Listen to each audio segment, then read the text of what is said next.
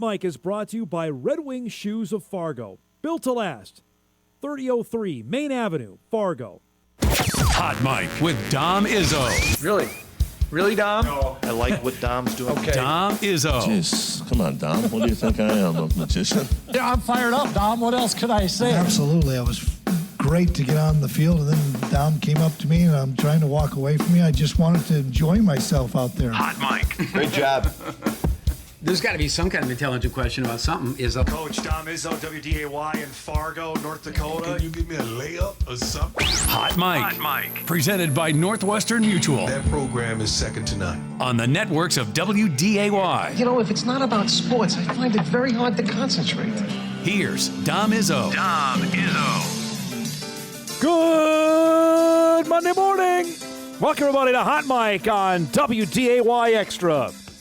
Good morning to our friends at KSFL TV in Sioux Falls, KMBN in Rapid City in western South Dakota, and all parts in between at Inforum.com. Happy Monday, everybody. It is the 17th day of August, 2026. I am Dom Izzo, host of said program, and welcome to a new week here on the big show as we steamroll now through the middle part of August. We're on the other side of it now, folks. So for those that have school starting this week, good luck to everybody that gets rolling later this week. No more hopping into the pool next week, and in Minnesota, it's 2 weeks from today is the first day of school.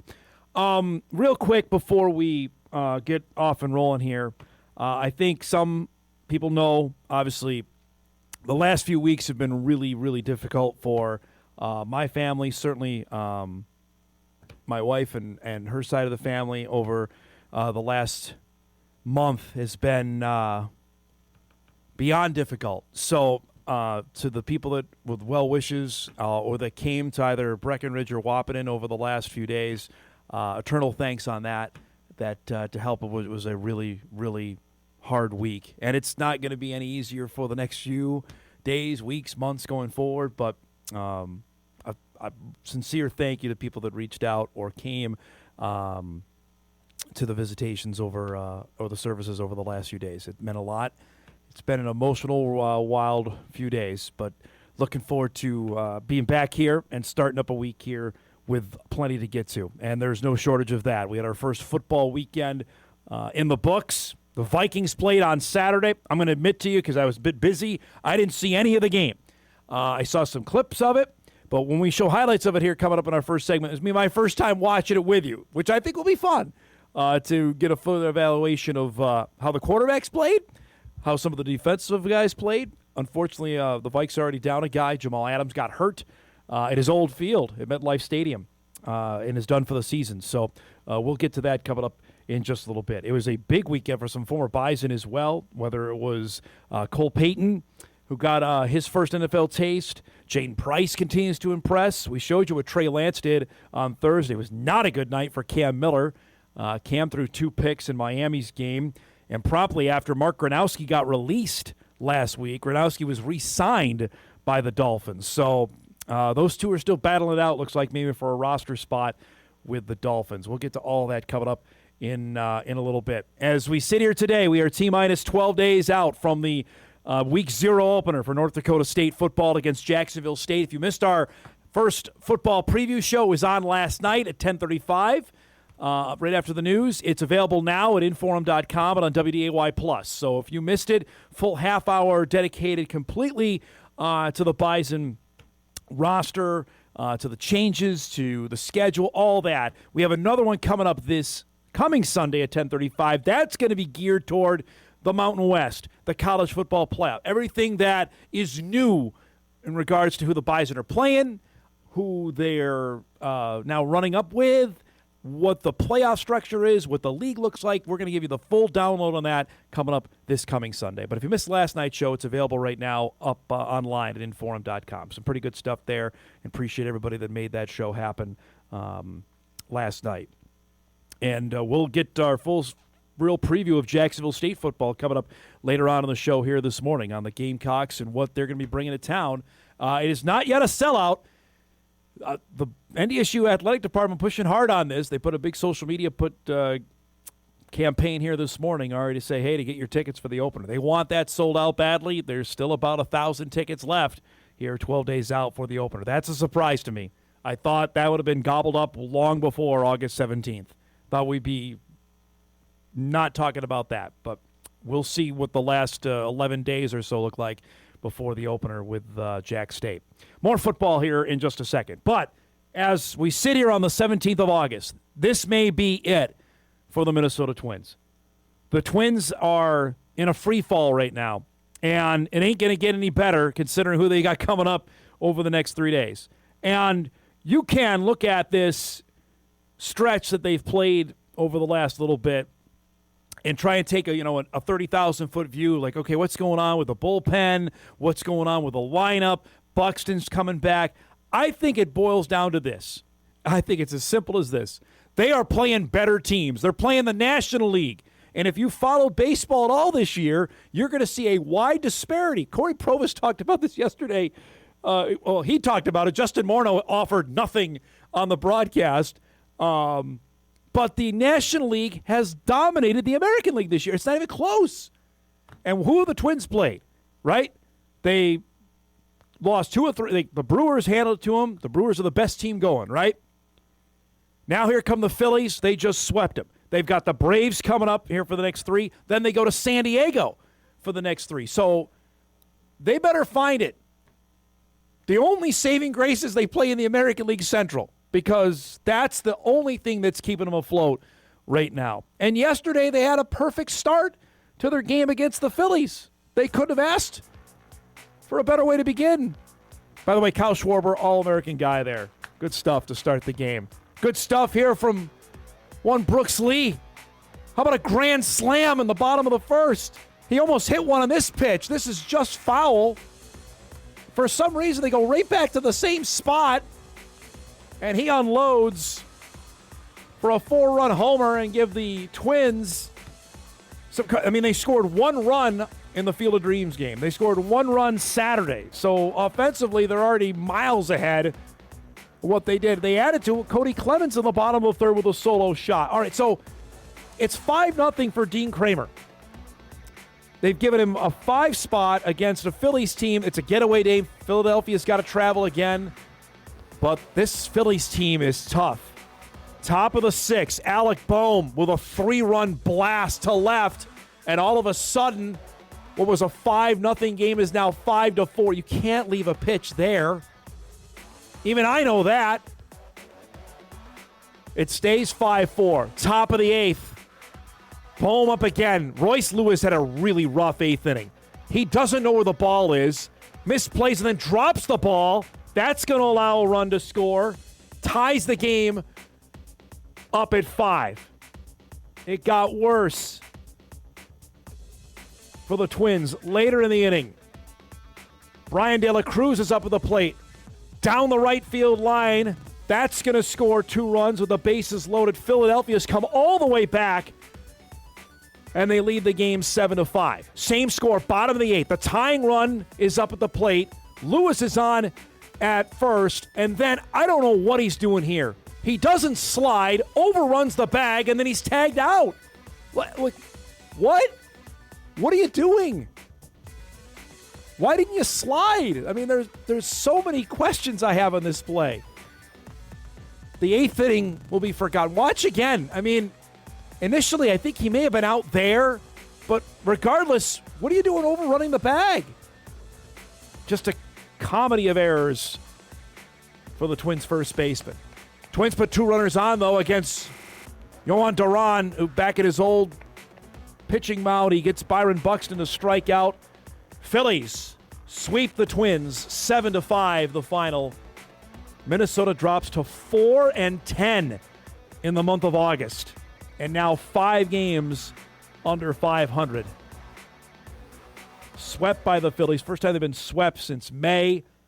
Kramer went 5 1/3, allowed 5 hits and 4 runs, and then after that, Andrew Morris takes the loss. He gave up 4 hits and 3 runs there in the 8th inning. If you don't think things are getting frustrated, just listen to Derek Shelton after the game. that one to swallow when you're up 5-0 and see things kind of come apart the way they did? Yeah, it was really frustrating. I mean, with the fact that Kramer was as good as he was for 5 innings and then kind of lost his command a little bit there. But yeah, that's an extremely frustrating loss. Once Kramer had the couple of walks, how tough was that decision to, let him face one more guy in a mound visit right before? How much were you kind of toying with that? Well, I mean, he was at 67 pitches and was in complete control.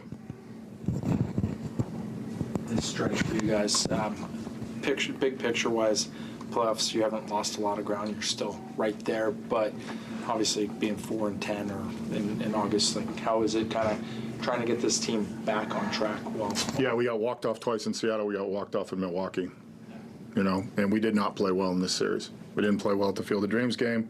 We went 1 for 13, 14 yesterday with runners in scoring position. Today we got the lead and we were not able to add on, and we did not hold. You could sense there the level of frustration getting to Derek Shelton. So the standings as we wake up on a Monday morning. The Twins now are 6 back of the White Sox. Chicago swept Detroit this weekend.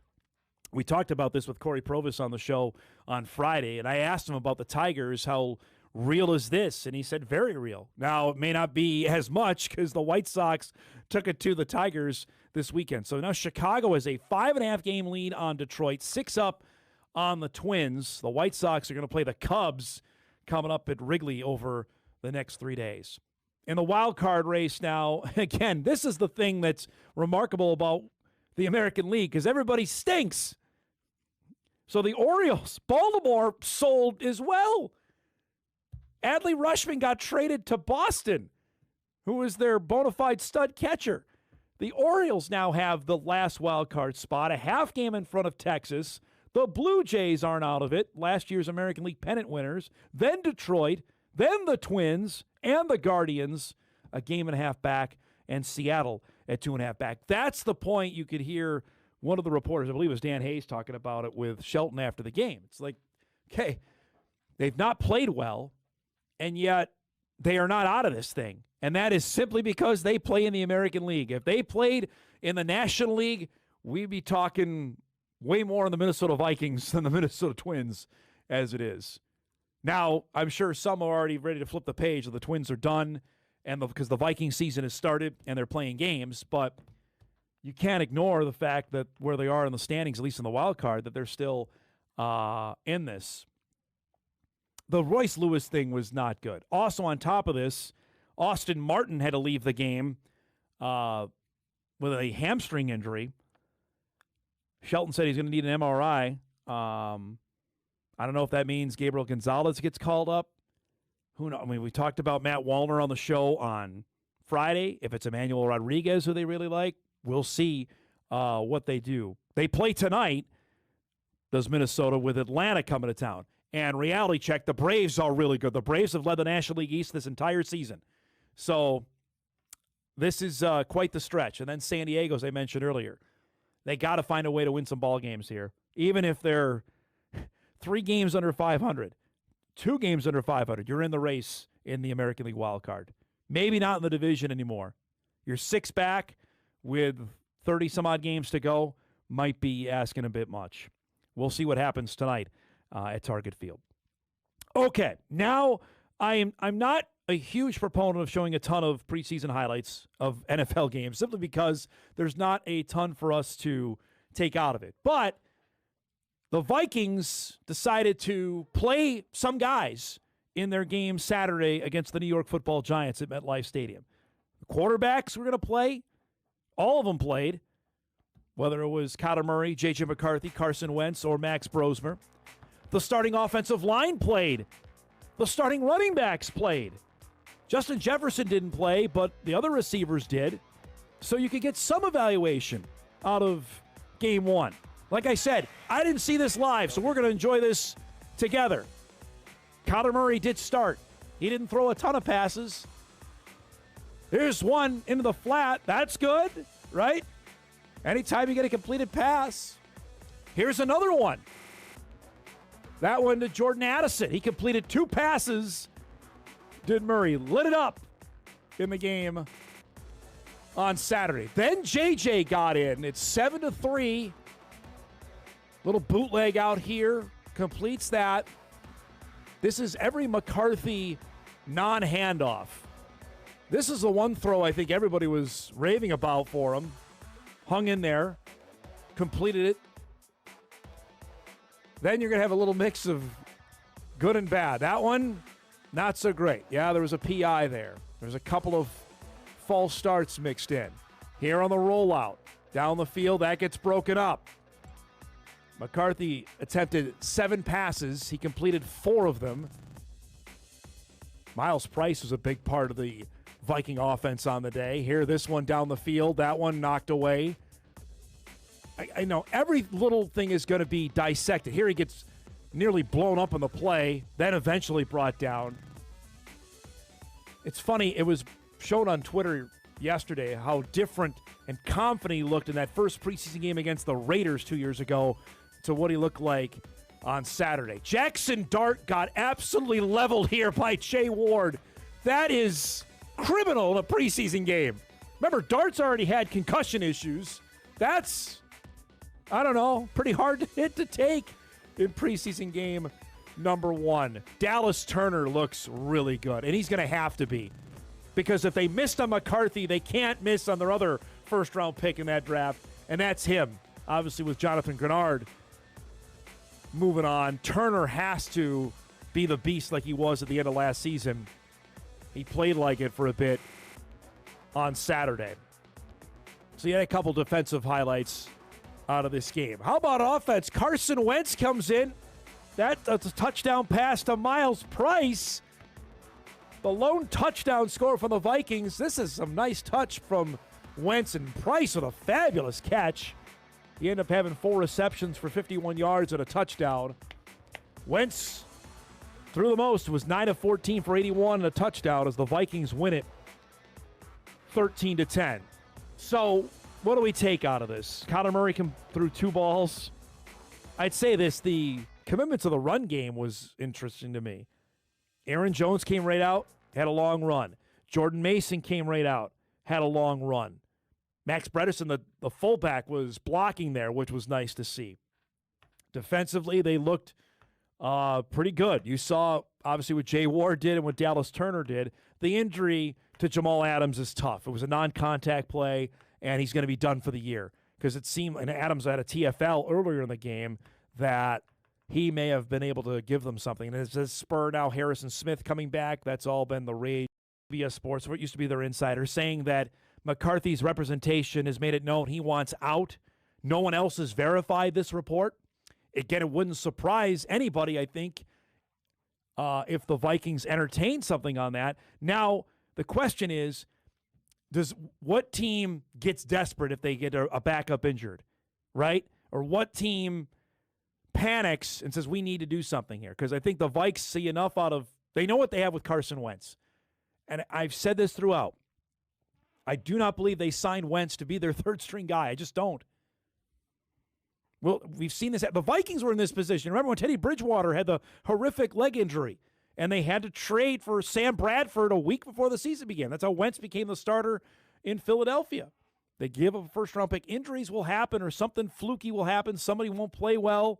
I mean, Jacksonville's backup quarterback situation is atrocious. Maybe are the Jags look? Who knows? I think executives around know the Vikings are maybe eager to part with McCarthy, but it's not trending the right way. Minnesota has joint practices later this week with the Ravens in anticipation of their second game with Baltimore on Saturday. We're not going to see, I would imagine, any of the guys play Saturday. The joint practice is coming up Wednesday and Thursday. That is going to illuminate a lot on what's going on with this football team getting closer to the opener with Green Bay. We have plenty to get to. It's a Monday. There's no shortage of things to chat about here on this Hot Mic show for the start of the week. We'll do our best of the weekend coming up in just a few minutes. We've got some really cool football stories to share there. At 9:35, you'll meet new Bison cornerback DJ Voltz will join the show after transferring in from Saginaw Valley State. He has impressed since he arrived here in January, and a chance to potentially be one of the starters at corner in 12 days' time when the Bison open up with Jacksonville State. We'll visit with DJ coming up at 9:35. At 10 o'clock, friend of the show, Morehead's Ian Simonich will join us fresh off a second Pine to Palm Championship. The last time he won it, he joined us on a Monday. It was back in 2020, the odd 2020 year. He won it now 6 years later when he's off in the real world. He's got a real job now, but he's still playing golf. It was a big weekend for Bison Golf. We'll visit with Ian about that at 10 o'clock. And at 10:35, Thomas Ashworth will join us from Alabama.com. He covers Jacksonville State football.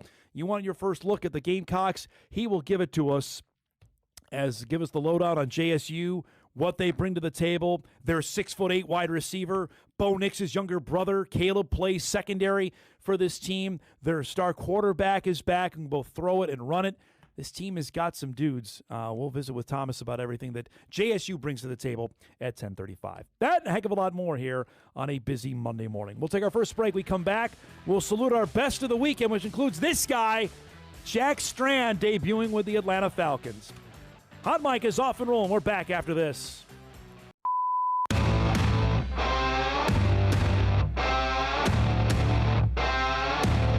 Best of the weekend time. We do it each and every Monday in this time slot. Appreciate the suggestions and heads up on some of these that we got this weekend. No shortage of good stuff. Let's start from the golf course. Pine to Palm wrapped up yesterday out in Detroit Lakes. One of my favorite events when I have a chance to cover that, and did that for a better part of a decade. Would go out there 4 or 5 times in a week. Yesterday was the championship match, which 2 Bison were facing off against one another. Joey Mackinac, who's on the current team from Invergrove Heights, had a really good year, facing former standout and former coach Moorhead's Ian Simonich in the championship. Neither one of these were higher-seeded guys, and it turned out to be a heck of a match. Highlights from it on Sunday, because they had to play early in the day. Simonich got through in the semifinals, because that's how it works out at DCC. You play the semis in the morning, and then you advance to the championship match in the afternoon. Simonich won his semifinal, as did Mackinac, and then he got it rolling here in the championship. Long putt there would cozy it up, win the hole. He made an eagle at the first to take an early lead. Made another putt like that. Granted, he's not as playing competitively as he used to. Ian was a great player at Moorhead High. Went on, had a really nice career with the Bison. That's a great touch shot there. This match got tight for a bit, but Simonich would go on and win it 2-1 to claim a second Pine to Palm championship. His first title came back in 2020, as we mentioned earlier, and he wins it for a second time. But to further highlight this, the dominance of Bison golf this summer can't be overstated. Carter White won the Red River Am, set a course record at Moorhead Country Club. He wasn't done. He then won the Birchmont up in Bemidji, which those are the 2 of the most prestigious events we got around here. The third one is the Pine, which another Bison won that. And you had a runner-up in Mackinac. Elias Eckern, I believe, was in the semis, who's an incoming freshman. That's Dr. Eckern Miller's, Dr. Miller's son, Elias Eckern, was in the semis. I mean, they got some guys playing there. And we know they just won the Summit League Championship. Men's golf is in a good spot at North Dakota State. Congratulations to Ian. More with him coming up later on in our show. Speaking of Moorhead, I think everybody in Moorhead was either at Buffalo Wild Wings Friday night or in front of their televisions or iPads, however it worked, to watch the Atlanta Falcons and the Denver Broncos. Not necessarily a highlight matchup in preseason football, but it was because of this guy. Jack Strand was playing in his NFL debut. He got in the game late. It's 24-0, mind you. But when he got in, he made some plays. And again, I temper this. It's preseason. I get it. You're facing number 3 and maybe number 4 guys on the roster, but Strand has taken a majority. Look, this is a good throw. Now, that probably should have been picked off, but he zinged it in there. Later, went down. That one incomplete. He threw 12 passes in the game Friday night. That's a good throw there over the middle to get the Falcons in scoring position. And what happens? He gets into the end zone on a 1-yard rushing touchdown That was Atlanta's only score of the night. They kept the football from him. He wasn't done slinging it. That over the middle. This is a good throw. Confident, zings that. He completed 6 passes on the night on Friday. Was 6 of 12 for 50 yards. Again, that's not going to have anything to write home about, but the fact of the matter is he's making this transition from Division II to the NFL. That's a good little out there and looked pretty good in the process. He's going to play more. That one nearly was laid out for a pretty good completion down the field. Had another one here, strong throw that was incomplete. But pretty solid. He was beyond thrilled with getting in the game.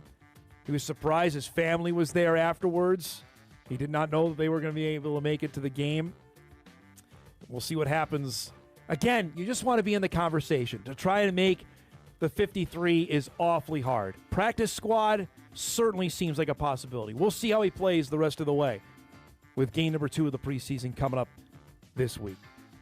Let's keep the preseason talk going at quarterback. Cole Payton played for the first time on Saturday night for the Philadelphia Eagles against the Baltimore Ravens. Again, same spot here as Jack Strand, that the Eagles had done nothing offensively. Less than nothing offensively. You see the score is 24-0 when he got into the game. But, and I tweeted this out Saturday night, does this look familiar? He's out there running around, evading guys, doing what he does. A couple of reporters afterwards, in recapping the game, said that if there's a roster spot available, make one for Cole Payton. He's done enough to show he deserves a spot on the 53. About here, again, we've seen this before. Bide time, try to find the end zone. He wisely stepped out of bounds before he took a heavy shot because there was one coming his way. Again, he dances with it. We saw this how many times, folks, over the last 5 years in Fargo. Spins his way down to the 5-yard line. And why not, right at the end of the game, make some magic happen here. Again, just remember what it's against, right? But he still throws a touchdown pass. That was the only score of the game for the Eagles. Came there at the end. I mean, we've seen this time and again. 4 of 9, 37 yards and a touchdown. He ran for 45 yards. That's the intriguing part, again, of what the Eagles are looking at him with. But not bad for a debut there. They have, I believe, the Patriots coming up in their second preseason game. Last thing, this guy's a great story. We've had Jaden Price on several times since his career ended at North Dakota State after the 2023 season, and he has run the gamut of playing in leagues. He played in the CFL.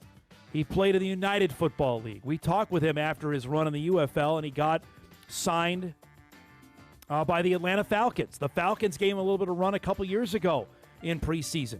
Didn't work out. Went back to the UFL. Then the Saints came calling this time last year. The Saints got him a spot on the practice squad. He was on there. We talked with him, I think, last summer, right before he was heading back to training camp.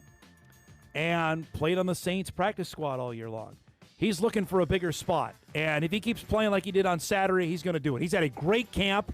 And then Saturday in the game against Jacksonville comes up with the interception. He had a couple passes defended as well, added a tackle.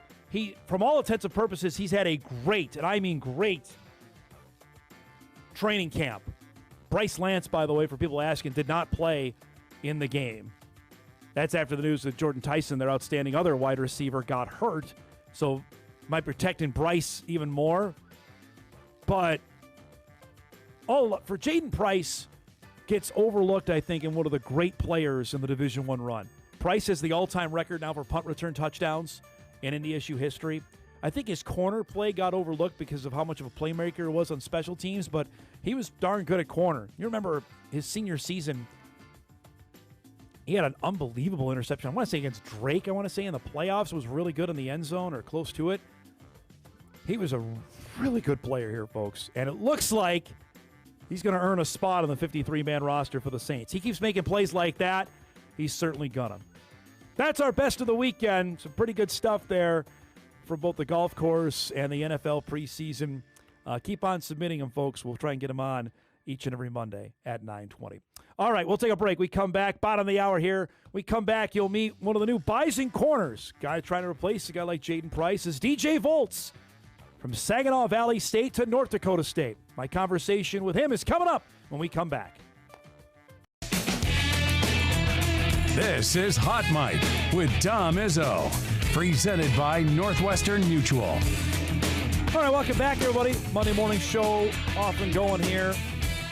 Our guy Kolpak is on vacation, by the way, so if you're looking for Jeffrey, he will be, I believe, gone this week and next week, so we won't see him till after the first Bison game is in the books. So we can give him a hard time about taking vacation during Bison Fall Camp, but I'll wait for that until I see him again. But instead, we don't drop off our Bison football covers, not by any stretch of the imagination. Today, I believe, actually is our final media availability because Fall Camp is going to wrap up in the not-too-distant future. I believe they have a couple practices left with school on tap to start next week, that we are in the home stretch of Fall Camp before the Bison opener, which is, as I mentioned off the top of the show, 12 days out against Jacksonville State.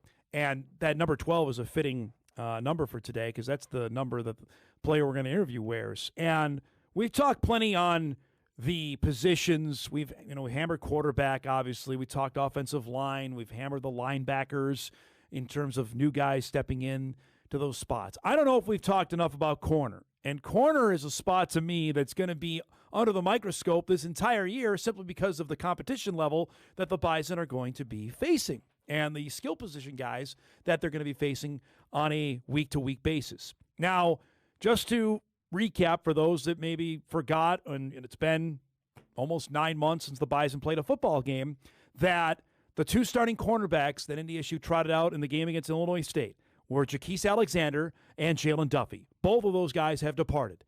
Duffy is now playing at Central Florida. Jaquise Alexander is at Delaware. They graduated Anthony Shadime Alfaro. Those are the three guys that probably played the most at corner in the 2025 season. So obviously there is some talent drop-off potentially and certainly experience drop-off. Because if you look at the guys that are on the roster that have played, it is far and few between. Keegan Huber's played a little bit of corner, but it's been mostly on special teams. Najee Nelson played. That was 3 years ago when Najee played as a true freshman. You'll remember in 2023, he had a big interception against Southern Illinois as the Bison were trying to save their season, which they did, make it all the way to the semifinals. But Najee's been plagued by injury the last couple of years, really hasn't played. After that, you have guys that either are redshirt freshmen or true freshmen. We've heard plenty on Deron Russell, true freshman out of Waseca, Minnesota. He's injured right now, going to be out for a bit. He was trending this way in terms of he was going to play and maybe even start in the not-too-distant future. So the coaching staff went to work in the portal. You met Chance Tucker from Notre Dame. They added him. They added E.J. Davis out of Wayne State University in the Northern Sun. And they also added DJ Voltz out of Saginaw Valley State, another Division II player who's played quite a bit. And ever since he arrived in January, from what the coaches have told us, is that Voltz is impressed. He's gathered things quickly and has a chance to potentially play a lot once this season gets going. I had a chance to visit with DJ on Friday when we were up at Bison Fall Camp to ask him about the transition, how this has gone, and now adjusting going from Division II to not FCS, but FBS football. It's been a roller coaster. I really loved it. I enjoyed the transition over. The biggest thing in the transition for me was the tempo and the way how the Bison run their practices. So I really had to adapt to that, and I adapt really well with that as well. So, yeah, that was really fun.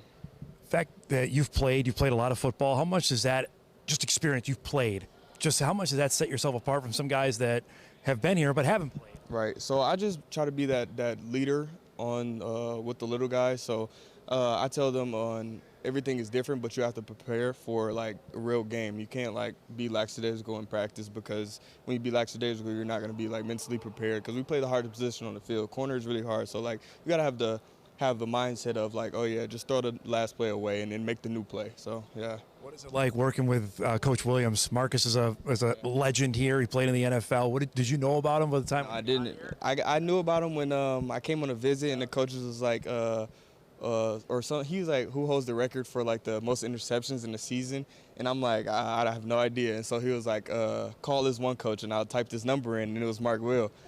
I'm like, okay. So I called him. I'm like, you got the most the interceptions in NDSU? He was like, yeah, that's me. I'm like, oh yeah. I'm like, yeah, this is no brainer. I have to come here. So yeah. You could brag. He picked off Tom Brady as well. It never lets forget that. But have a guy like that. What do you take each and every practice from a guy like that and try to apply that on the field? So he's been here. So he's played here. He has the most interception in NDSU history in the season. So everything he says to me, I just take all in. I make sure I listen to him. He pours into me, and I just, you know what I'm saying, he pours into me, and I just listen to him and make sure he do the best he can do with me. So yeah. DJ, when we watch the video from teams in the Mountain West, there's some flashy guys that play running back, tight end, wide receiver. What has stood out to you when you've seen a little bit of that about what you're getting yourself into this? So I just try to focus on our team and what I can do best for our team. So I just stay to the course and just be where my feet are and just be connected with my team. So that's basically what I'm trying to do. When you went in the portal, tell me about that experience. Was NDSU, how early did they reach out? And was this like, all right, I know about them, this would be a good spot for me? It was actually a last-minute type of deal. So, like, I was talking to my family, and we're like, I'm close to, like, okay, I want to make my decision soon. And then instantly I got a call from NDSU. I'm like, okay. I did not know about anything about NDSU until I looked them up. So I looked them up. I seen the records of last season, and then I seen the NFL players they produce. I'm like, okay, they definitely is a producing program. So, and then I came here. I'm like, okay, this is basically just like home. It's just bigger than home. So I'm like, yeah.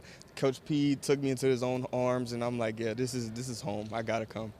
When I think on the outside, maybe people say, well, Division II, how good is it? I think there's the same connotation with FCS to FBS, but Division II, especially your league, some really good players. Tell us about that, what you were going up against on a weekly basis at your previous stop. Okay, so yeah, I definitely was playing against good players, even players that came out of my conference, like Trinidad Chambliss. He goes to Ole Miss right now, so he was a really good player I played against. So yeah, I played against a good group of players, so it was really good. I think it's just the misnomer, like, Division II is not any good. That's you lived it. That's not the case, right? It's definitely not the case because I mean everybody wants to be a Division I athlete and nobody wants to like go. But I mean we always got to run our course. So I mean I really like where I ended up. I ended up at home at SVSU at D2. So I mean I was just running my own course. I ran my own race. So thank God I came to NDSU. Now your course is taking you to FBS football. If I would have told you that this time last year, would you believe? No, I definitely wouldn't believe it. Not at all. What's your anticipation for this first game in 2 weeks? What do you think's going to go through your mind? I don't even know. I just got to be where my feet are and just prepare for this game and just take advantage of my opportunities. Good stuff there with new Bison corner DJ Voltz, who very well could be starting when the Bison open up in 12 days' time against Jacksonville State. He comes from the GLIAC Conference, and for those that know Division II, you know exactly what I'm talking about. He name-dropped Trinidad Chambliss, because Trinidad Chambliss obviously was the quarterback at Ferris State. They're in the same league with Saginaw Valley State. That's where DJ played for the last 4 years before entering the transfer portal and getting the shot to play Division I football. Ferris is in there, Grand Valley State, Michigan Tech, Northern Michigan, who's really struggled. Roosevelt's in there. Wayne State, the other Wayne State, is in that league as well. So that produces some pretty good football. Obviously, we know what Chambliss has done at Ole Miss, and he's coming back for another year after winning his appeal. But back to the Voltz side of this, that he adds some size and he's played. I don't think you can underestimate playing experience. And I get it. You want to talk about playing against Division II players, fine. But he's played. He's got a leg up on plenty of these Bison corners that have, I know they've been here, but they haven't played. And playing experience, there's no substitute for that. You hear it time and time again for these interviews we've had throughout fall camp with guys that have gotten a chance to play. Elijah Wayne talked about it. We had his interview on a couple weeks ago. Couldn't speak enough about how much it helped this time around for fall camp because he's played in games. And I understand Voltz played at a different level.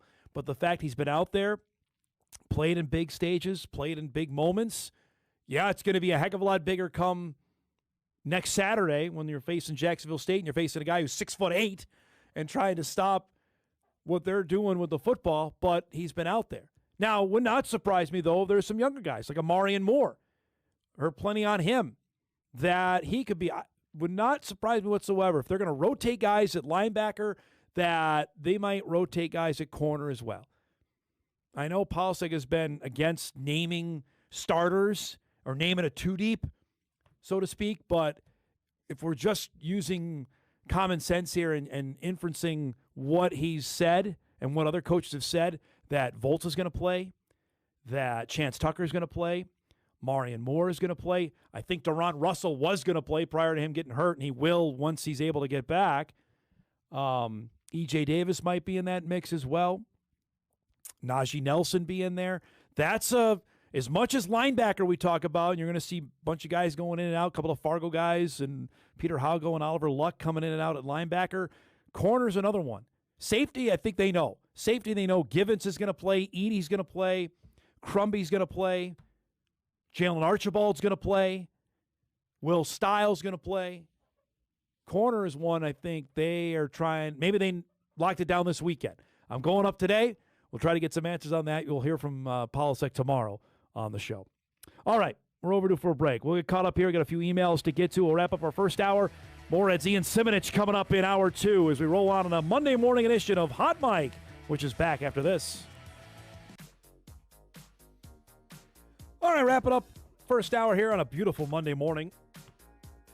Appreciate DJ Voltz's time there at Bison Fall Camp on Friday. I got a couple emails I want to get to here before we wrap up the first hour. Get Ian Simonich on.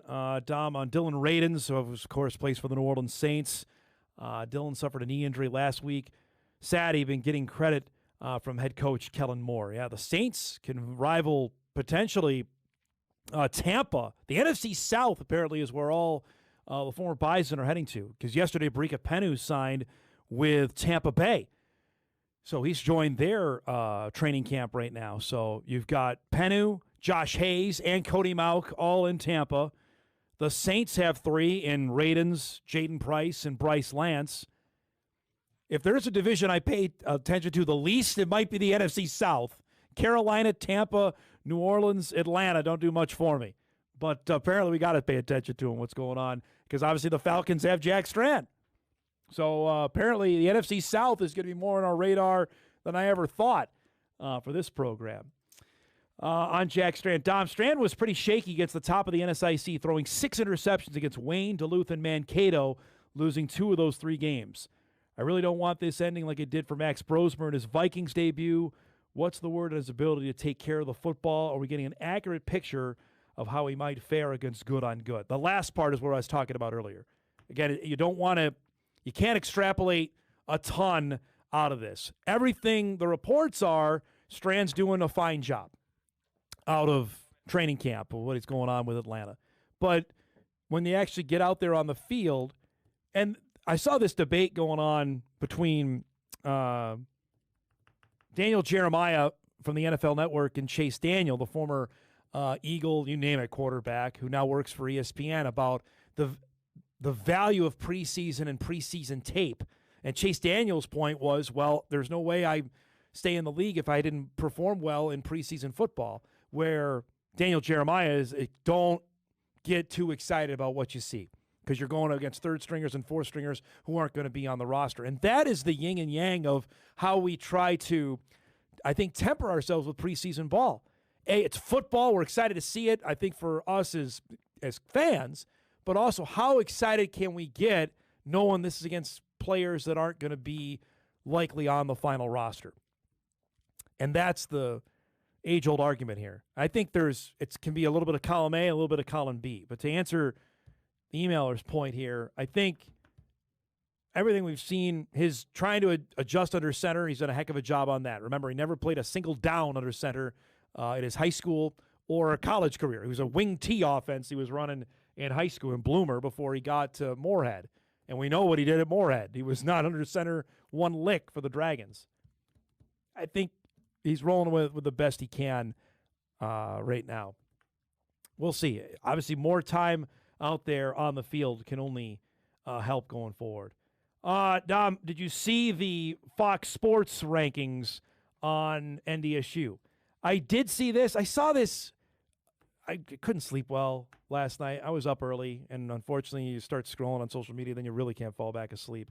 Fox Sports put out this. I don't know who R.J. Young is. He ranked all 138 college football teams, FBS teams, right?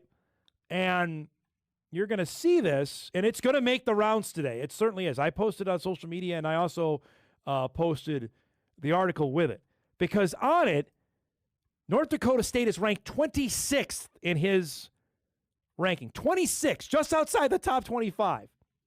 Ahead of schools you may have heard of, like Clemson and Iowa and Illinois and UCLA and Nebraska and Auburn, Arizona. Right? Boise State is at 50, UNLV at 46. Like, okay, that woke me up. I saw that. I'm like, okay.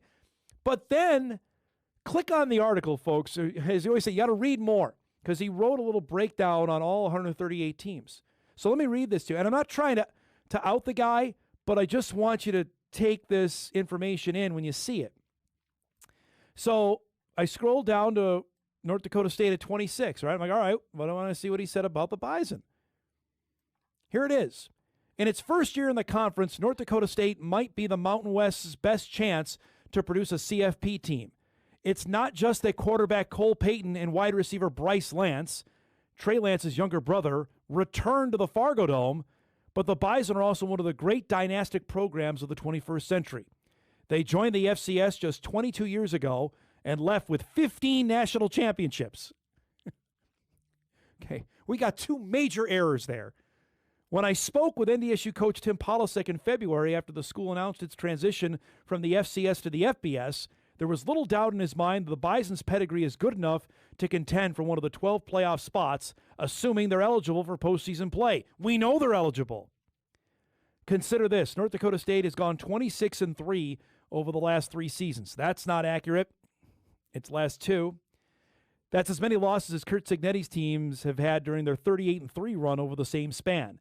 The Bison have won just as many national titles and twice as many conference titles. This was a 12-1 team in 2025. The Bison came to the FBS to win. There's about 4 major errors there, okay? We know Cole Payton and Bryce Lance aren't back. The Bison did not win 15 championships in FCS. They won 10. I know that may sound, the last part is, no.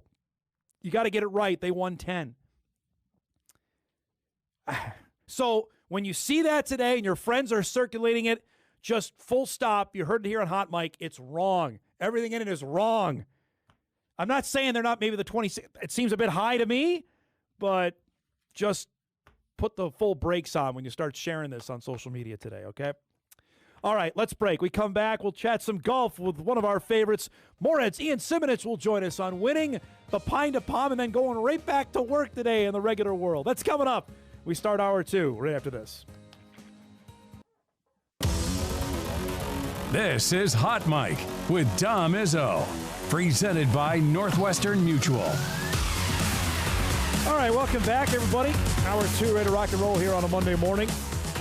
We'll talk some Jacksonville State football coming up in about a half hour. But you missed it earlier, top of the show. We saluted our best of the weekend as the Pine to Palm wrapped up in Detroit Lakes yesterday, and it was a great weekend for Bison golf. We had 2 Bison playing in the championship, and friend of the show won it for the second time. Morehead's Ian Simonich wins the Pine to Palm. He beat his former teammate, Joey Mackinac, 2-1 in the championship, and Ian joins us this morning, second time over to join us on Hot Mic after he wins the Pine to Palm. Last time was 6 years ago. It was a little different time in your life then. Congratulations, and how does this one feel compared to 6 years ago?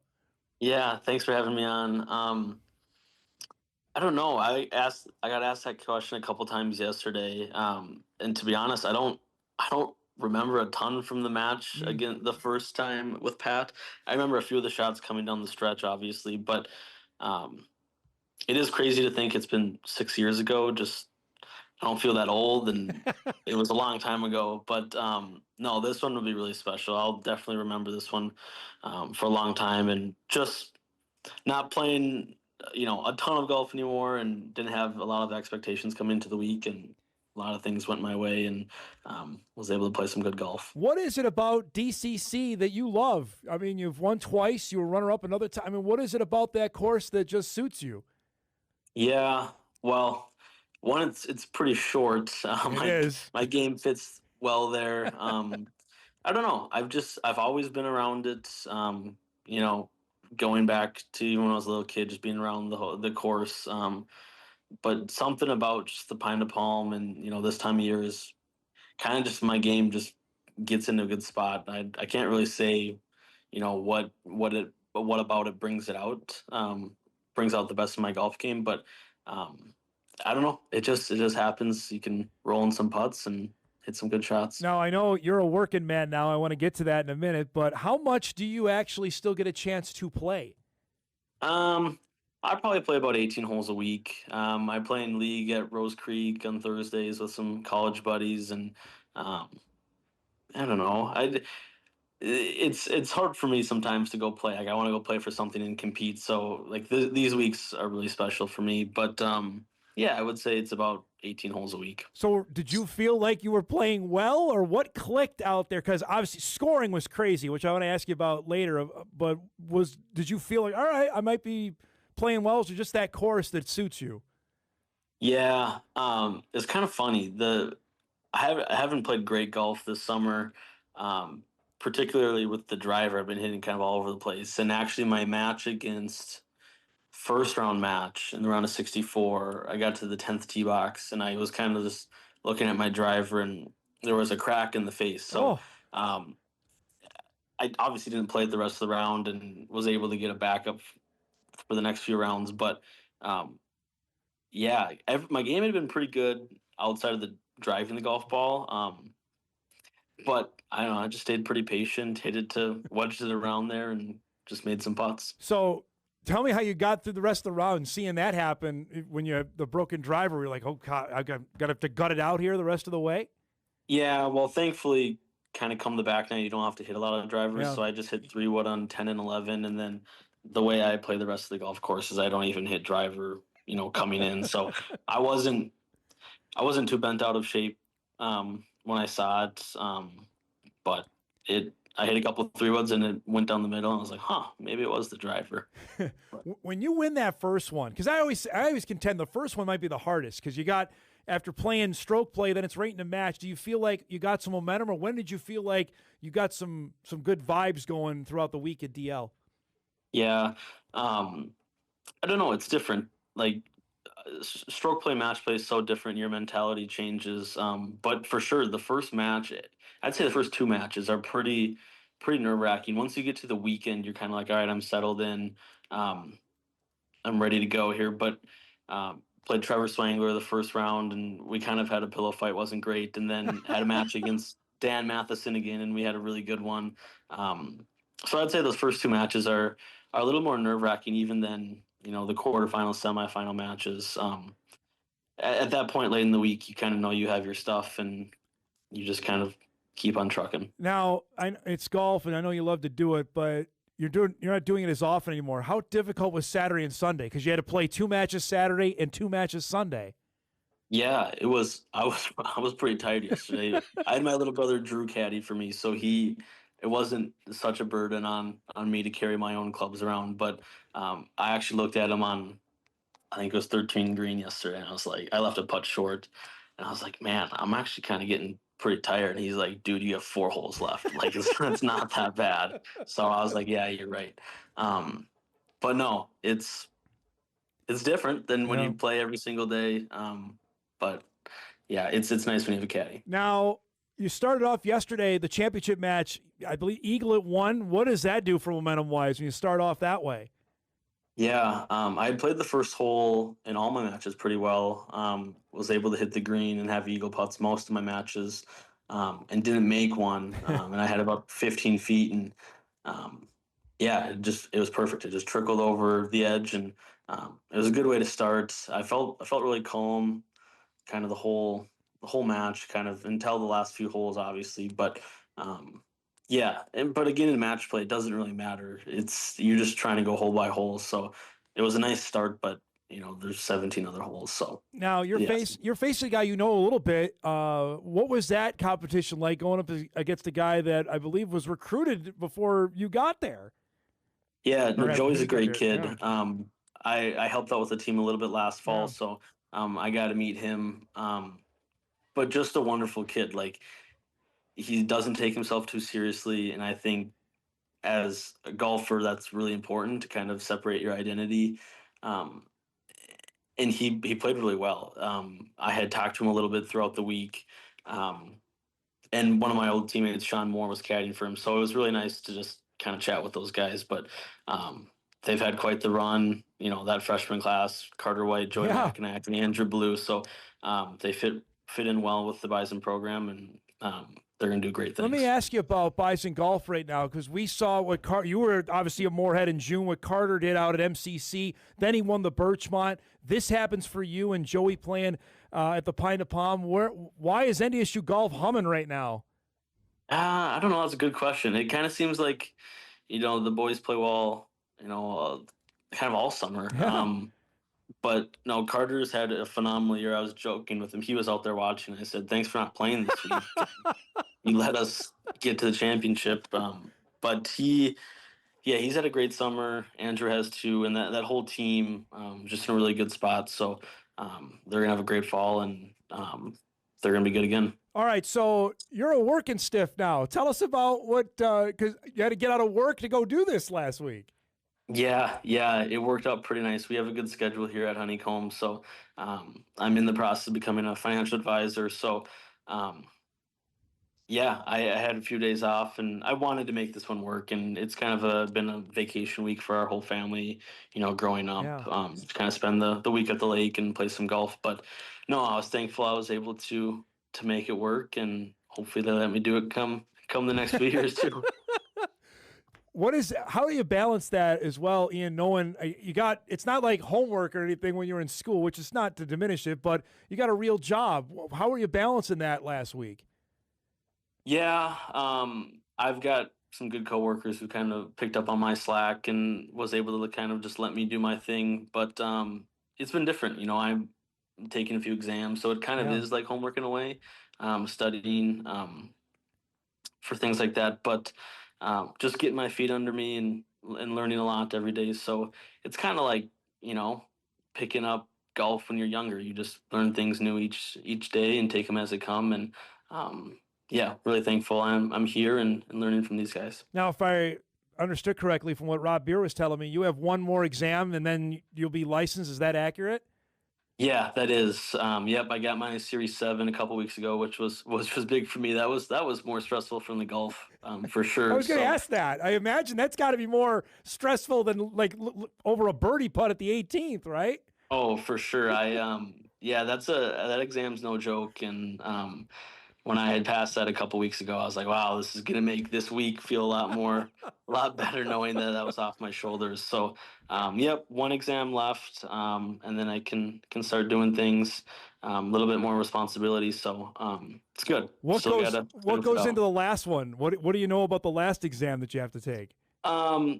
It's a lot more rules and regulations. Okay. A little bit shorter of an exam. I got the study material last week. Didn't kind of look into it much. I'm sure I will now this week, back to reality. But I don't know.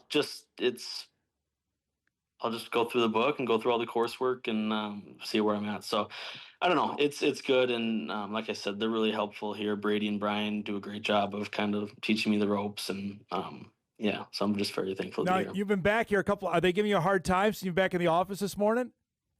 No, we're kind of back to things back to business as usual. I was kind of limping up the stairs. I was like, I'm kind of sore, but no, they're giving me a little bit of crap for that. But no, all good here, and we're just trucking along. So I love always the final round of the championship match at the Pine to Palm, and they used to I don't know if they still do it. You can tell me. They have the pickup truck with the guys calling on the radio. Were they doing that still, following you guys? Yep, That's yep, they were still fantastic. there. I love that. Yeah, it's a new truck every year. Apparently, this one got dented or somebody ran into it. But no, it's pretty fun. And then the winner gets to hop in the back and do a little interview on the way up. So, but the crowd is always the thing that gets me. What was that like, and how much support did you have out there yesterday? yeah, a lot of support.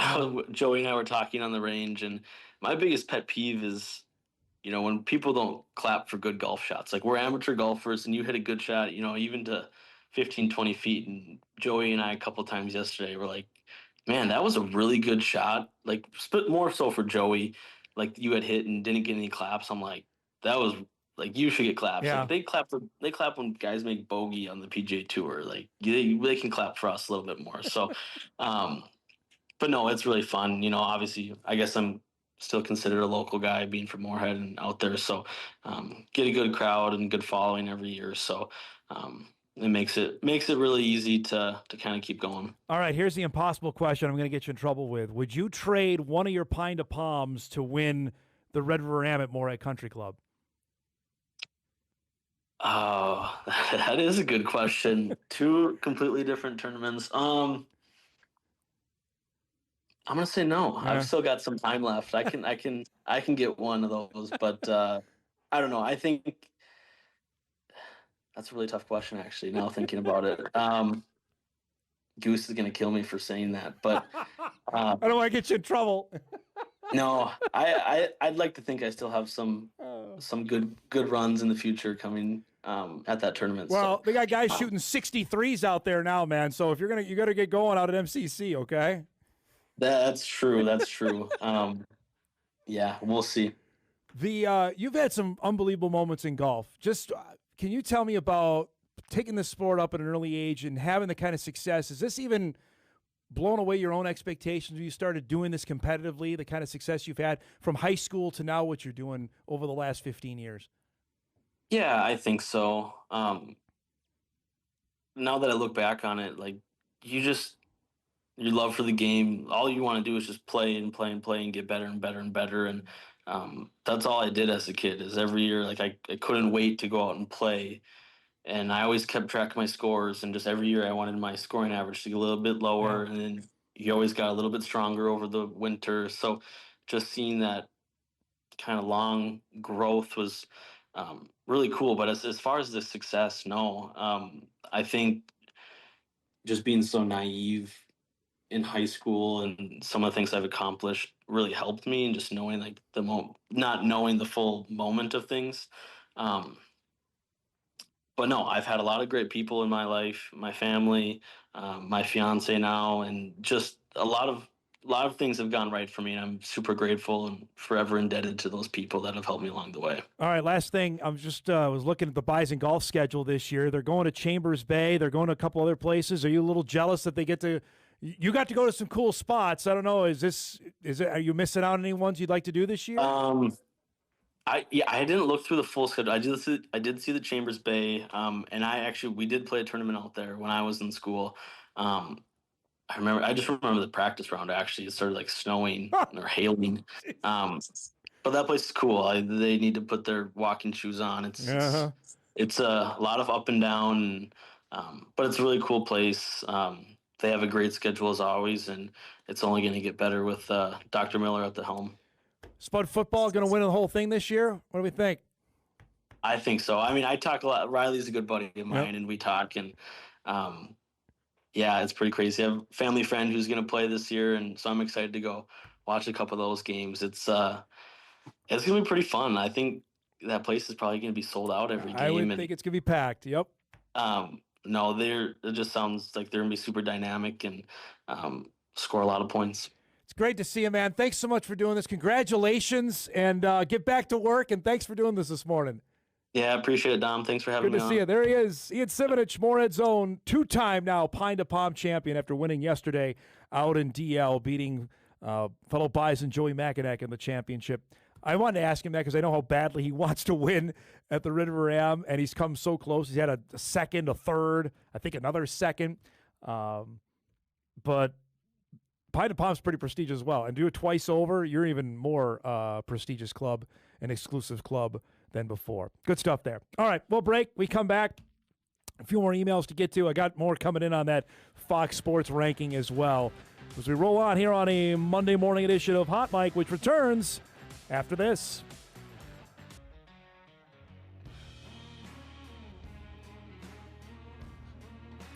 All right, welcome back, everybody. Our thanks to Ian Simonich. That was good stuff.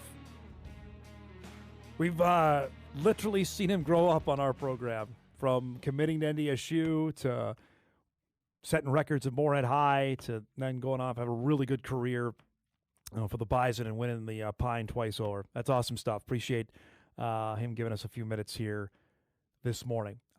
Before we get Thomas Ashworth in with us here in about 10 minutes, we're going to talk some Jacksonville State football and all about the Gamecocks and what they're going to be bringing to Fargo in 12 days' time. I got another email that came in. Dom, this may be before your time, but how about a celebration for Tommy John, who passed away over the weekend? Much more than just the surgery. He was a heck of a pitcher. You don't have to tell me. I grew up in a Yankee household. I know full well on Tommy John. I don't think, frankly, and this will sound ageist, for younger generation, probably younger than me, the next one that's whatever is underneath me, only knows him because of the surgery that bears his name. Much like another former Yankee great with Lou Gehrig. Some only know Lou Gehrig because of his disease and the fact that he was an amazing baseball player. Shrouds what he did on the field. Same thing with Tommy John. Tommy John won 288 games. I mean, that would be a slam dunk for the Baseball Hall of Fame. We're not getting anybody near that anymore. It's not happening. Right? Whatever CeCe Sabathia got in with, whatever it was last year or 2 years ago, that's going to be the high water mark for a long, long time. Think of this. Tommy John had 124 wins in 355 games at the time of his operation. He pitched in 405 more games, winning 164, and finished with a career record of 288 wins and 231 losses. The second most wins of any pitcher since 1900 not to be elected to the Baseball Hall of Fame, with a 3.34 earned run average and 2,200 strikeouts in 760 appearances. I mean, I have taken my shots at the baseball writers. I'm not alone on that, but that one seems... That was at a time when wins was the only thing that mattered. And obviously we've moved off of that. When Felix Hernandez can win the Cy Young by winning 12 games, considering what his WAR was and all that, that's where, or WHIP was, we can recognize that. This clearly was at a time where if you don't win 300 games, you're not getting in. And think about that. And also think about the careers that he has saved because of this procedure. Ohtani, Skubal had it, Verlander. I know Jacob deGrom, one of my favorites in the Mets. I think he had it twice. Chris Sale, Garrett Cole had it, right? I mean, we're talking some of the very best. Verlander is going to be a Hall of Famer. Ohtani certainly is going to be in the Hall of Fame. Those other guys are in the Hall of Very Good. It's just remarkable. And I think it's overlooked for the fact that he just has the surgery named after him. He was a really, really good pitcher. In fact, he's probably a Hall of Fame pitcher, and it's beyond the time of being consideration on the regular ballot. That's something that will have to be brought up with the quote-unquote the Veterans Committee when they go the specific eras for him. Hopefully he gets some more consideration on that the next time that comes around. Typically this happens, unfortunately, it's after someone passes away that their candidacy suddenly gets stronger. I don't know how that works. Pete Rose is certainly having that. Granted, the president has thrown his weight behind it, but that has been the case when someone has to pass away before they finally have a chance to say, you know what, that guy deserves to go into the Hall of Fame. I don't know why. Another email comes in. Domino, if you saw this, the Rivals 2029 rankings are out. There is a North Dakota guy on there. I did just see this because I got a text message from Western North Dakota on it. Typically, again, we don't follow the Rivals high school rankings typically because it doesn't necessarily involve. So this is the nationwide. I'm not talking North Dakota. Nationwide rankings. If you are on that website, we have it up now. Number 17 on that list is one Ty Barman from Ray, North Dakota. That's 17th in the country. Not 17th in North Dakota, not 17th in the upper Midwest. 17th in the nation is Ty Barman, who has offers, as you see, from Minnesota and Kansas State, who is a 2029 recruit. We've had Ty on last December, I believe, when the Gophers offered him in the middle of his freshman season at Ray. Actually, I think we had his dad on, I want to say, when they were doing all the projecting all the facilities they want to build out in Ray, including a turf field for the Ray Jays, Powers Lake as it was. That's pretty big-time stuff. I can't remember a North Dakota, maybe Baco. I'd have to double-check on Baco being in the top 100 in the country. Brooks may have been from Kindred for this most recent, the class of 27 that's coming up here. That's pretty good stuff. Again, another recognition of the athletes that are coming out of North Dakota. If you saw Ty at all, whether it was football, obviously in basketball, we featured him in our state tournament coverage. At the state track meet, he was electric. It's an athlete. Get to know folks over the next 3 years because he's going to be making headlines time and time again. He's already done it his freshman year. That was his freshman year out in Ray. Good stuff. Appreciate the emails coming in. All right, we'll break. We come back. We're going to meet the new team that North Dakota State will face to start the FBS era, Jacksonville State. Thomas Ashworth will join us to give us the lowdown on the Gamecocks. That's coming up when we return on Hot Mic right after this. This is Hot Mic with Dom Izzo, presented by Northwestern Mutual. All right, welcome back, everybody. Final half hour here on a busy Monday moving show. Talked about it off the top. We are 12 days and counting for North Dakota State's FBS opener. Week 0, 4:30 on August the 29th. They'll take on Jacksonville State out of Conference USA. A lot of memories with this football program, and I think it's really unique. Jacksonville State and North Dakota State played in the Division II era. They played, obviously, at FCS teams, and now they're going to play as FBS teams. That's a real rarity that happens in college football. Thomas Ashworth covers Jacksonville State and a bunch of other things for Alabama.com, and he joins us here this morning to give us the lowdown on what the Gamecocks are bringing to Fargo in 2026. Great to see you. Thanks for doing this. I really appreciate it. I think we were talking in the break here on JSU. I think Bison fans up here still have the memories of the beatdown in Frisco, Thomas. But this team, Jacksonville State, is good. They've won 9 games each of the last 3 years. This is a quality program that's coming to Fargo next week.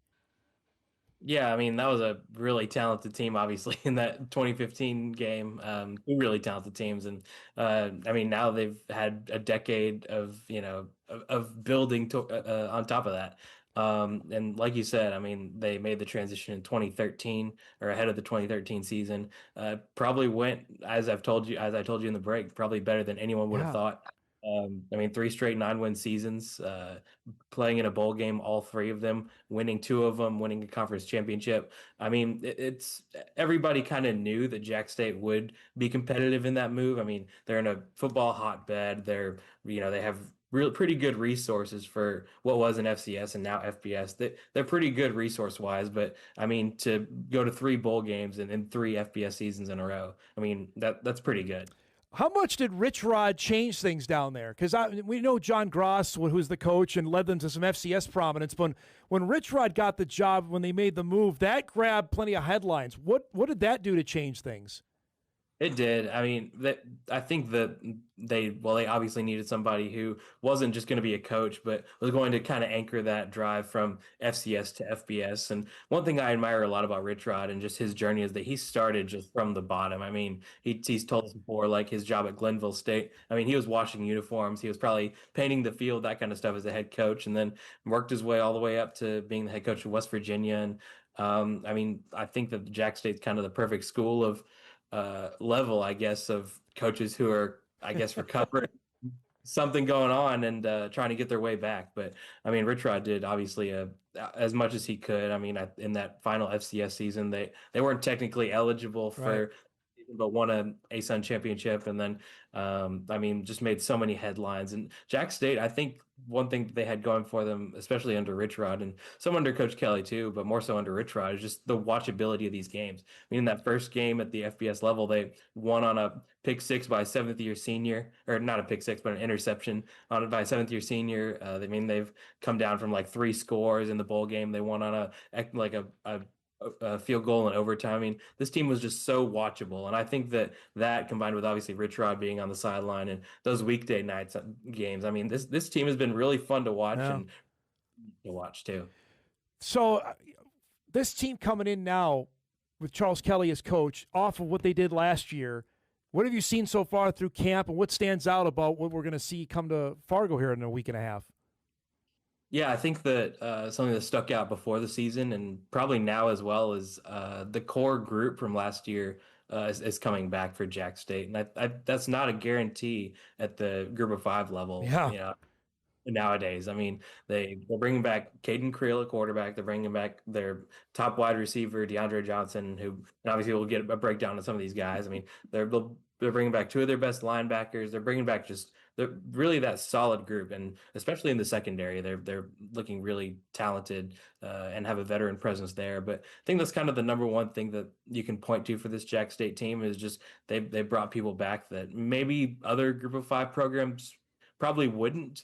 But I think that's a credit to Coach Kelly. I mean, he's a really big relationships guy, and I think that's probably the number one thing that sticks out, just besides like, oh, this is the strength of the team and this is the weakness of the team. It's just they brought that core back, and that's what matters at the Group of 5 level now. Thomas, tell me about just the level of attention. I know it was high in FCS, but once they made it to FBS, is that, I know you're fighting with 2 behemoths in that state, but has it changed that more people going or paying attention to Jack State over the last 3 years? Yeah, I mean, obviously you're not going to schedule a game during Iron Bowl week or anything, but I mean, they're fun to watch. As I said, I mean, Conference USA has these midweek games. Kind of, you know, it was, I think a couple years ago was MACtion was the big thing to watch, and then Conference USA has their weekday games coming up that pretty much a little bit earlier than the MAC schedule as well. So it's made them fun to watch. And I think that it's different in Alabama, just the sports culture. And you can speak for this as well, just because there's no pro teams. There's, no NFL team. There's no NBA team. There's no NHL team. There's no MLB team. So everybody just loves college football. Yeah. And I think that if Jacksonville State was maybe in a different state, it might be a little different, but I think people just want to consume college football no matter what in Alabama. And those weekday games, just the watchability that I talked about at Jack State, there've been some really fun games just to watch. So I think that's really put them on the map, and obviously success helps in winning championships. We got a little need to know here on Jacksonville State. 9-5 last year, made it to the CUSA title game, 3 straight bowl games, as you mentioned. Caden Creel is back at quarterback, who's an elusive guy, not only throwing the ball, but certainly running it. Caleb Nix is a guy obviously going to get plenty of attention because his older brother is the quarterback of the Denver Broncos. But those 2 guys, you mentioned their 6'8" wide receiver as well. That jumps off the page to me. What else we don't know we need to know, Thomas, about Jack State? Yeah, I think quarterback Caden Creel is probably the most important guy on the roster. I remember, I think it was the beginning of last year. This time last year, he was returning punts with special teams. Wow! Just because of how athletic he is, and then worked his way up and is the starting quarterback and won MVP of the bowl game. So this is a guy that's he entered as the backup, and just the offense just worked really well with him. He can really run. I think that his passing's improved since the beginning of last season. But I think that's a really good addition. And some guys you didn't talk about. Jack State returned both of their starting linebackers. Yeah. Mac was probably the best freshman linebacker in the country last year as far as production alone. I think led the team in tackles for loss as a freshman. And Coach Kelly actually he got stuck in a snowstorm when recruiting him and had to sleep in his car. He really wanted this guy, and it's paid off. And probably could have gone and played somewhere else, but stayed with Jack State. And the secondary, I think, is really will probably be a strength of the team, especially at corner. Traquan Fagan's graded as one of the best defensive backs in Conference USA last year. Led the conference in pass breakups. Was a really good player. Is from down the road which is like 20 minutes away in Anniston. And then Jaheim Jenkins played a ton last year as well. So I think they're going to be really strong in the secondary. And you mentioned Caleb Nix as well, former high school quarterback as well, and has a really good football IQ. Probably also could have played somewhere else, but staying with Jack State. So I think that'll probably be a strength of the team that maybe some other people aren't talking about as much. I'm interested. What's the buzz around this opening game? Coming to Fargo and play North Dakota State. What have you heard? Jack State was originally, I think, supposed to play San Jose State in the game, and obviously that was canceled, and North Dakota State was put on the schedule. And I think that everybody, including North Dakota State fans and Jack State fans and college football fans in general, are just so excited about this matchup. I mean, the nostalgia of that championship run for both teams. Eli Jenkins versus Carson Wentz, everybody remembers that was around. I mean, it was a huge deal for obviously Jacksonville State and North Dakota State winning their 5th in a row, I think, at the time. So obviously a huge deal. But I think that this is a really good move for Jack State. When it happened, I said this is much better case scenario for Jack State, getting North Dakota State on the schedule.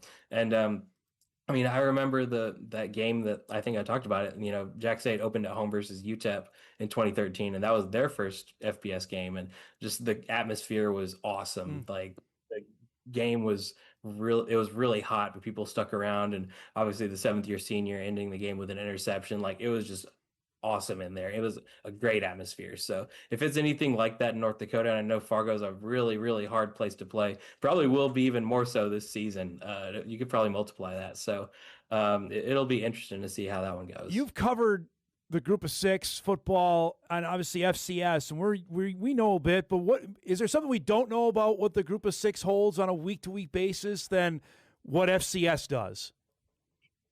It's tough. I mean, I think that FCS football is still, I don't know how much better it gets just as far as loyalty. And, people love their teams. Yep. And if you have, if one team only has 5,000 fans, all 5,000 fans are going to show up for every single game. And I think that carries over to the FBS level. And I think that's one thing that maybe some other Group of 5 teams don't have, is just that recent FCS loyalty. I mean, Jack State was really good at the FCS level, and North Dakota State obviously is just the epitome of FCS success in the last whatever years. I mean, I think that's something that maybe some FBS programs don't have, is just that FCS loyalty that's still stuck around. Just going from the FBS level, it's fun. It's fun football, the Group of 5, and especially with, just the way college football is now, it's kind of reminiscent of the FCS level. Just, you need loyalty, you need fan support, more than you ever have, especially with you never know who's going to be on your roster week 1.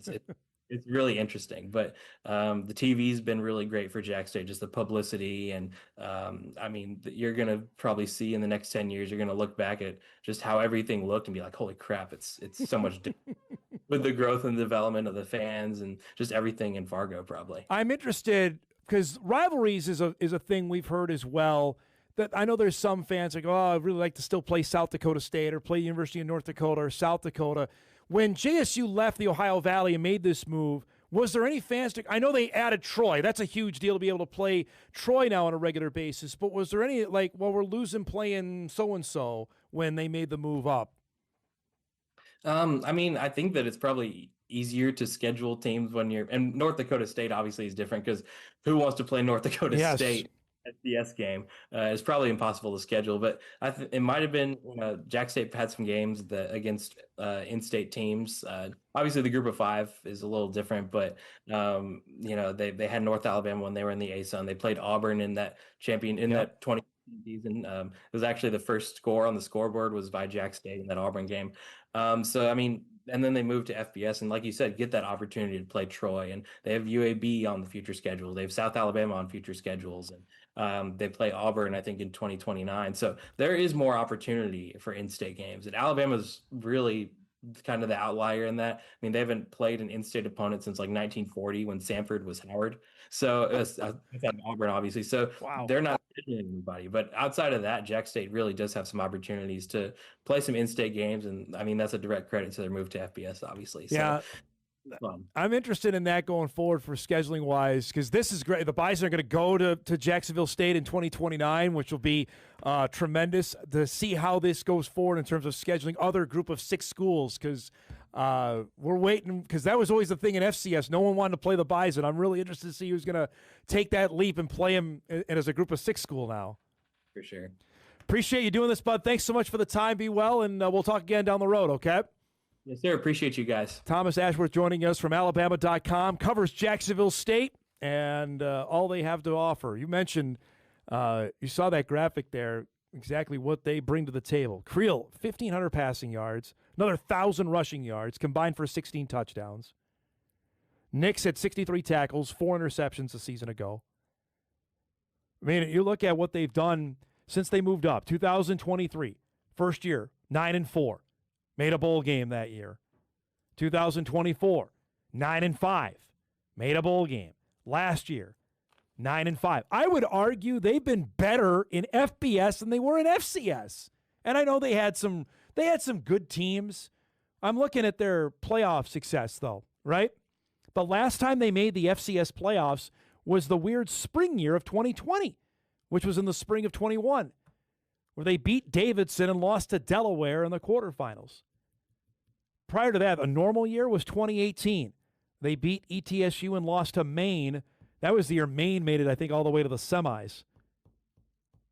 Before that, 2017, they got bounced in the second round by Kennesaw. Year before that, they lost at home to Youngstown. That was the year Youngstown made it all the way to the title game. So I would put this forward, and I'm going to talk about this when we get closer to on Bison Game Day for their pregame show. They've been better at this level than they were at FCS. Again, a reminder of the kind of team that's coming here a week from Saturday. We'll take our final break. We come back. We'll put a bow on things, get you ready for pretty good Sports Monday to start our week here in the middle of August. Hot Mike will wrap up on WDAY Extra right after this.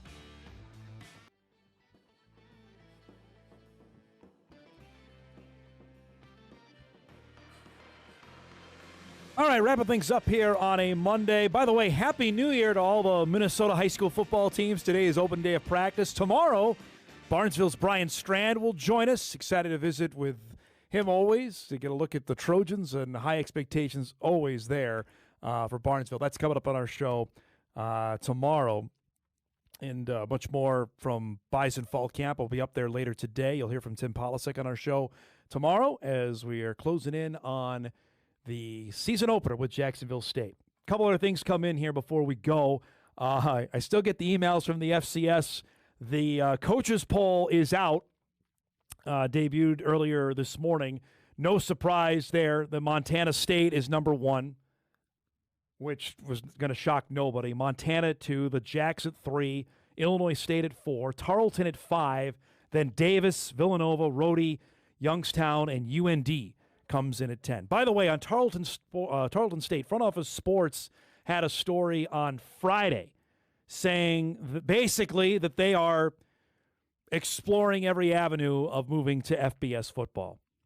So if we put them in the category with Montana State, that's at least 2 schools that we know are, say, actively trying to make the move up to FBS. Tarleton's got, we talked about this with Sam Herder when he was on the show last Wednesday, that Tarleton's got to show it to me, though, as well. Just because you made the quarterfinals last year and you lost at home, by the way, to a Villanova team who wasn't all that great, you got to sustain it. I understand they're in Texas and they're going to spend a buttload of money, but you got to have some success here to back that up. We'll see what they do in FCS here in 2026. All right, let's just what to watch before we get out of here. All right, what to watch brought to us by our friends at Northwestern Mutual. We got Braves and Twins. We talked about at the top of the show. Twins got to win some ball games and try and beat the National League, who's awfully darn good. 6:30 tonight on Twins TV from Target Field. Pretty good one in the WNBA tonight. Dallas and Golden State, 9 o'clock on Peacock. If Golden State wins, they join the Lynx as clinching playoff spots. They've had a great year of the Valkyries, and I believe their second or third year of existence there. Tigers and Pirates coming up tonight, 6 o'clock on ESPN. The Pirates are out of it. The Tigers aren't. You saw where they are, but they just got swept by the White Sox. That's coming up tonight on ESPN. Our thanks to DJ Voltz, to Ian Simonich, and to Thomas Ashworth. If you missed any of the show, you can podcast it later today at Inforum.com. You can watch a full replay of our shows on WDAY+. Thanks so much for making us part of your day, everybody. Have a magical Monday. See you back here tomorrow.